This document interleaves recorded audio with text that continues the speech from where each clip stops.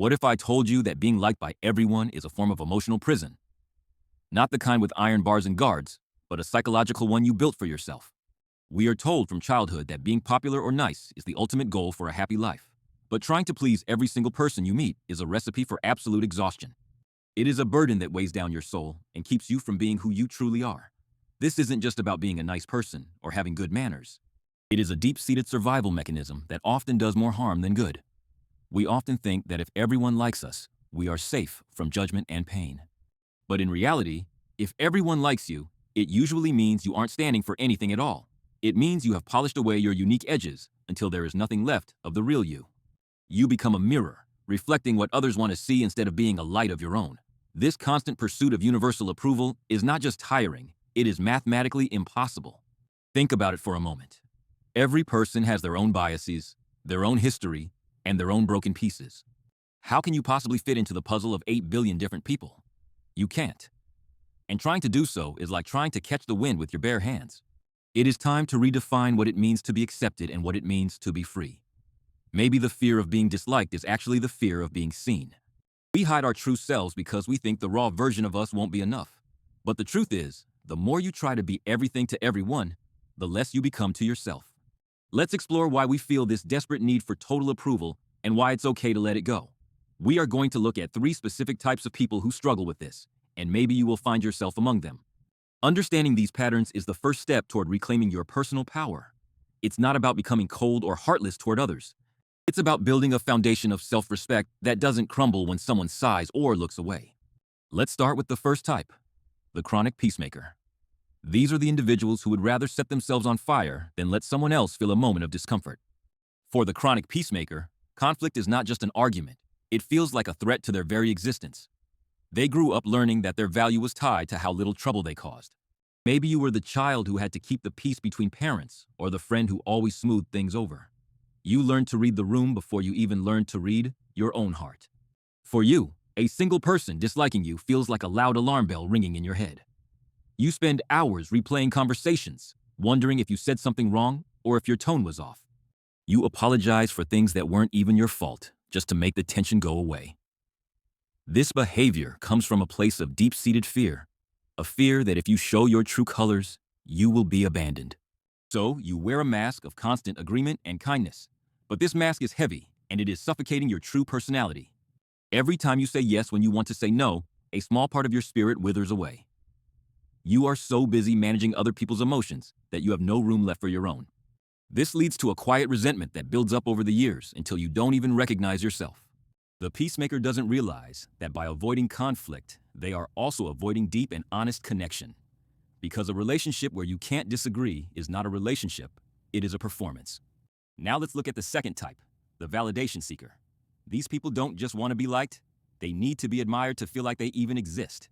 For them, external approval is the oxygen they breathe. If they post something and it doesn't get the expected reaction, their self-worth plummets instantly. They are constantly looking for clues in other people's behavior to confirm their own value. A short text message or a missed invitation feels like a personal indictment of their character. They have built their entire identity on the shifting sands of other people's opinions. Because they don't have a solid core of self-approval, they are at the mercy of everyone around them. If someone likes them today, they are on top of the world. If someone is cold to them tomorrow, they feel completely worthless.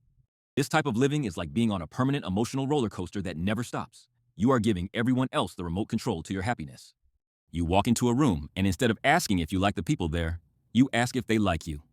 You change your hobbies, your style, and even your opinions to match whoever you are talking to. It is an exhausting game of shape-shifting that leaves you feeling empty at the end of the day. You are so focused on the applause that you forget to enjoy the music of your own life. The validation seeker is often the most successful person in the room, yet the loneliest in their heart. They are surrounded by people who like the version of them they presented, but no one who knows the real person inside. This leads to a profound sense of isolation, because you know that the love you receive is based on a lie. Finally, we have the third type, the boundary blurrer. These are the people who have no idea where they end and where someone else begins. They take on the emotions of everyone around them like a sponge soaking up spilled water. If a coworker is unhappy, they feel responsible for fixing it. If a stranger is rude, they take it as a sign that they did something wrong. They have no protective wall between their soul and the world's negativity. They think that by being infinitely flexible, they will be universally accepted. But without boundaries, you aren't a person, you are just a space where other people's needs take up room. You find yourself doing favors for people you don't even like, because you can't bear the thought of them being disappointed. You let people cross your lines again and again, because you are afraid that standing up for yourself will make you unlikable. What you don't realize is that people don't actually respect those who have no boundaries. They might use you, and they might even like what you do for them, but they don't truly value you. Real respect and real love require a person to have a shape and a limit. When you stand up for yourself, you are telling the world that you are a person of value. And yes, some people will hate that. Some people will be angry that they can no longer use you as a doormat. But those are exactly the people whose opinions you shouldn't care about in the first place. This is where the shift begins to happen. You start to realize that being disliked by certain people is actually a badge of honor. It means you have a spine. It means you have a set of values that you are willing to defend. It means you are finally becoming a distinct human being instead of a blurry reflection. Think about the people you admire most in history or in your life. Were they liked by everyone? Absolutely not. In fact, the most influential and authentic people are often the most polarizing. They are loved deeply by some and hated passionately by others. And that is because they stood for something real. They weren't afraid to say, "This is who I am, take it or leave it." When you stop trying to be everyone's favorite flavor, you finally find your own true taste. It is a terrifying transition at first, almost like walking out into the cold without a coat. But soon you realize that the cold is actually the fresh air of freedom. You stop scanning faces for signs of disapproval and start looking inward for signs of integrity. You begin to understand that other people's opinions of you are none of your business. Their judgment is a reflection of their own internal world, not a definition of your worth. If someone dislikes you, it is often because you trigger something in them that they haven't healed, or maybe you simply aren't their cup of tea, and that is perfectly fine. You don't like everyone you meet, do you? So why should you expect everyone to like you? It is a double standard that we hold ourselves to for no logical reason. Once you accept that you are not for everyone, you start to find the people who are actually for you. The relationships you build from this place of authenticity are 1,000 times stronger. They aren't based on you performing a role, but on you being yourself. You can breathe, you can speak your mind, and you can even fail without the fear of everything collapsing. This is the path to a life that actually feels like your own. It is a journey of unlearning the habit of seeking permission to exist. You don't need a permit to be yourself. You don't need a majority vote to be valuable. Your worth was decided the moment you were born, and it doesn't fluctuate based on a comment or a cold shoulder. Imagine the energy you will save when you stop trying to manage everyone's perception of you. You can use that energy to build your dreams, to help people you actually care about, and to find true peace. This shift in perspective is what psychologists often call the courage to be disliked. It is not about being rude or intentionally pushing people away for no reason. It is about having the internal strength to stay true to your values, even when it makes you unpopular in certain circles. Think of it as a natural filtration system for your life. When you are authentic, you naturally repel the people who were only attracted to the mask you wore. At the same time, you start to attract the people who actually appreciate the real you. This is how you build a tribe of people who support your growth instead of just your compliance. We often suffer from the spotlight effect, believing that everyone is watching our every move and judging our every mistake. But the truth is that most people are far too busy worrying about their own lives and their own insecurities to focus on yours. They are the protagonists of their own stories, and you are just a background character in most of their minds. Realizing this is incredibly liberating, because it means the pressure you feel is mostly self-imposed. You are holding yourself to a standard of perfection that no one else is actually demanding from you. If someone does take the time to judge you, remember that their judgment says more about their own values and limitations than it does about your character. A person who is truly happy and secure with themselves rarely feels the need to tear others down or demand constant conformity. So, when you encounter criticism or coldness, try to see it as a reflection of the other person's internal weather. You don't have to carry an umbrella just because someone else is having a personal storm. The goal is to move from a state of external validation to internal solidness. This means your sense of worth is anchored deep within you, like a ship's anchor that doesn't move just because the surface waves are choppy. You start asking yourself different questions in social situations. Instead of asking, "Do they like me?" you start asking, "Do I like them, and do I like who I am when I am with them?" This subtle change in focus puts you back in the driver's seat of your own life.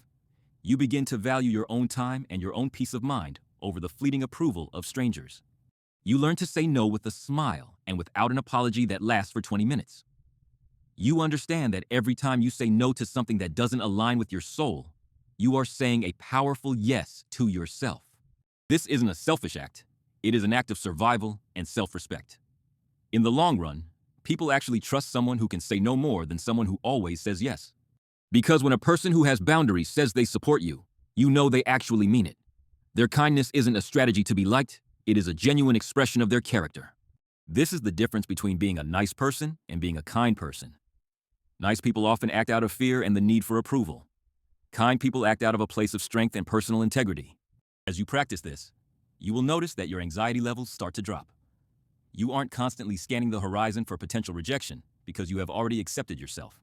And that self-acceptance is the ultimate shield against the world's negativity. It doesn't mean you won't feel the sting of a mean comment, but it means the sting won't penetrate your core. You can acknowledge the pain, breathe through it, and move on without letting it define your day. You start to see life as a series of experiences rather than a series of tests you have to pass. There is a profound beauty in being not for everyone. It means you are a specific, unique, and well-defined individual. You are a masterpiece in progress, and not everyone is going to understand the art you are creating. Some people prefer simple sketches, while others are drawn to complex oil paintings. Neither is wrong, they just have different tastes. Your job is not to change your colors to match their walls. Your job is to keep painting your truth with as much honesty as you can muster. The more you lean into this, the more you will find a quiet sense of joy that doesn't depend on the morning's notifications or the evening's praise.